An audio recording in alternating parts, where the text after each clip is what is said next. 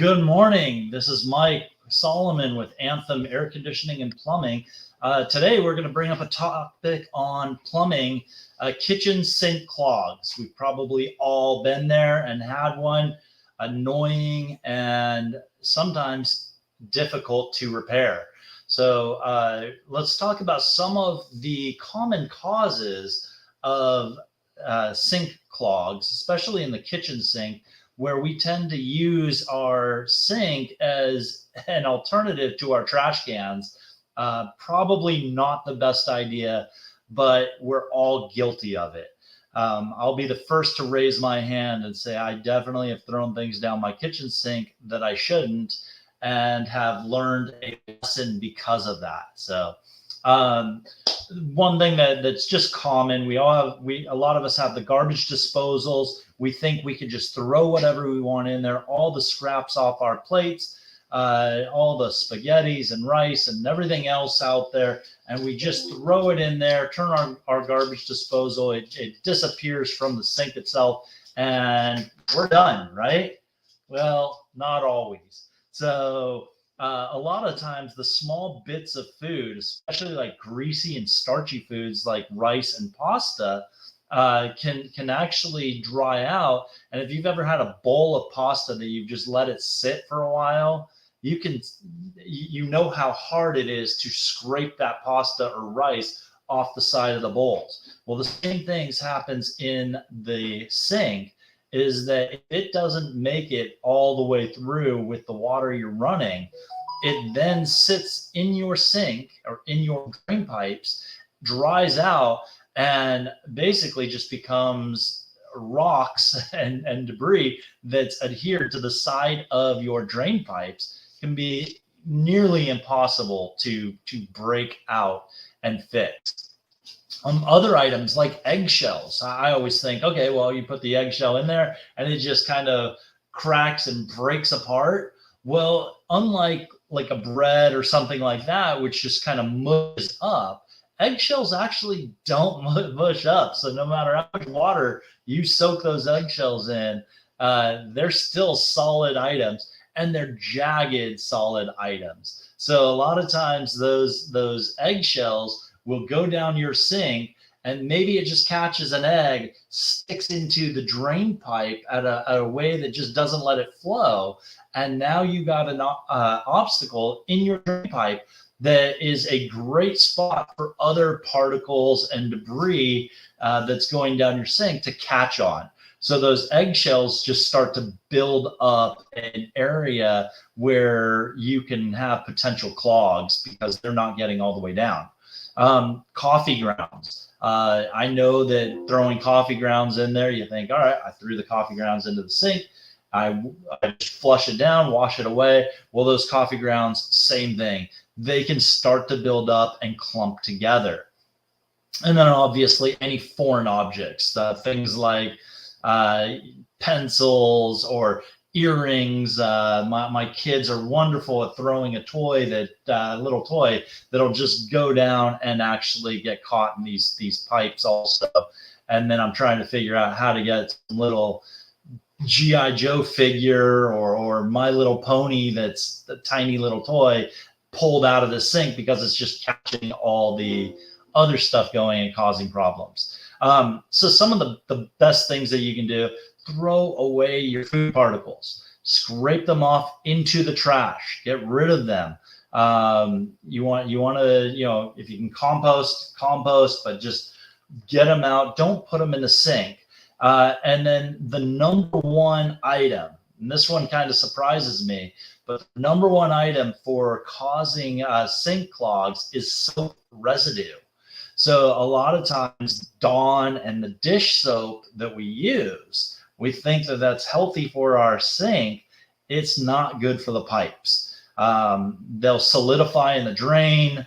They, especially in like the P-trap, if you look under your sink, you'll notice that your drain actually drops down, kind of curves back up, and that's called the trap, the P-trap.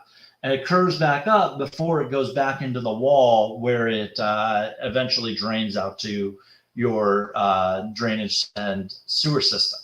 So that P-trap is there because it actually fills up with water and prevents like bugs and especially the sewer smell from getting back in.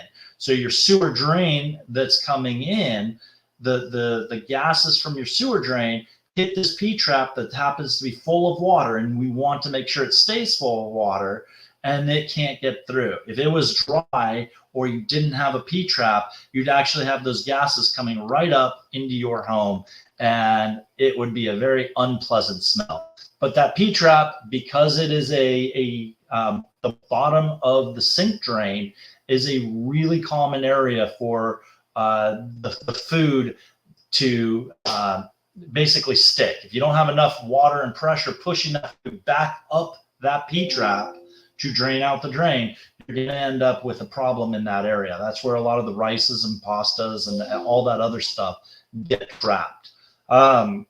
So preventative measures: clean your plate. Just clean your plate into the trash. Throw away your eggshells. Throw away your coffee grounds. Don't put these things down the sink. Try to get rid of them before you put your plate into the sink. That's probably one of the top ways to do that. Also, in your dishwasher, because your dishwasher is actually connected to your sink, so that you can run your dishes, and when your dishwasher drains, it drains back into your sink drainage. When you do that, just make sure that you don't use extra soap. Okay? You don't need the extra soap, even if you think your dishes are overly dirty. Just clean them a little bit better. Don't put extra soap in your dishwasher. When they give you one pod to put in, use one pod. You don't need 2 or 3 pods in your dishwasher. Just use one. That's extra soap, and that soap can also cause problems in your drainage. So make sure that you're clearing your plate, not using extra soap. Use the right soap. Dawn is a terrible soap that we don't recommend. A lot of these other ones. If you want a recommendation for a healthier soap for your drainage, there is a soap called Myers, Meyers. Myers. Look for Myers. That's probably the healthiest soap for your drainage system, for your sink drains, because it doesn't have the stickiness and solidify like some of these other dish soaps. And then when you do have a problem, you want to fix those problems. So I'm going to jump back. I'm sorry. One more thing on the preventative.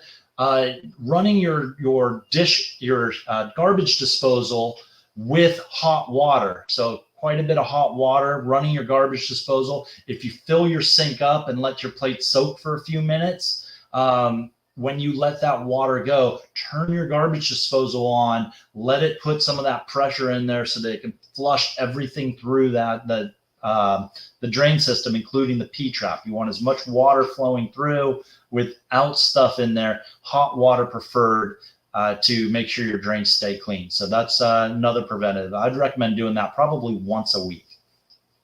Going back over to our fixing the repairs. A couple of ways that we could fix the repairs. Sometimes you can use a sink plunger.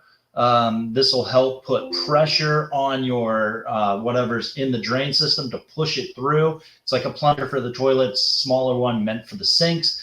This one's a little more complicated because you do have to plug up your other side. You may even have to plug up some areas like your dishwasher to make sure that we're not pushing anything into those lines. And then also you want to make sure that your P-traps and your drainage underneath the sink is secured really tight, because you are going to put some pressure onto those items. And if they're not, you're going to blow those lines out, which means everything that is being clogged up in your sink and holding all that water and debris back now goes under your sink. So if you can avoid using a sink plunger, avoid it.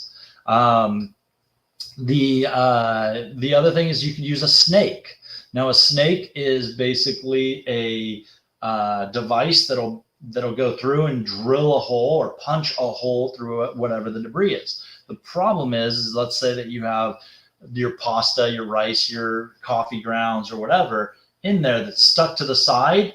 Well, the snake is going to go through and it's going to push a hole through that, but you still have all the debris on the side. So over time, and probably not much time, you're going to end up with the same problem where that hole gets plugged up again because it has less room for everything to flow through. So again, a snake can be used, but ideally it's just making a hole, not recommended either.